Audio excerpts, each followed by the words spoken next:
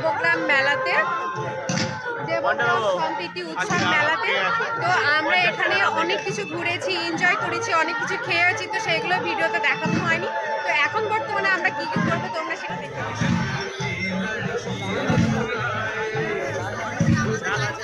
Guys আমরা এখন যাব ঘুগনি খেতে, তো চলো।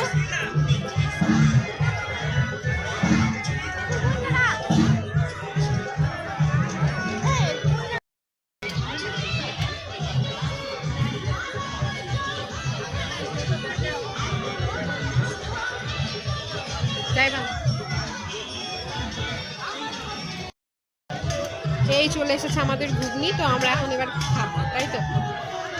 এটা আমার বান্ধবী ক্যামেরার সামনে আসবে না, এটাই সমস্যা, সেই জন্য ওকে ক্যামেরার সামনে নিতে পারছি।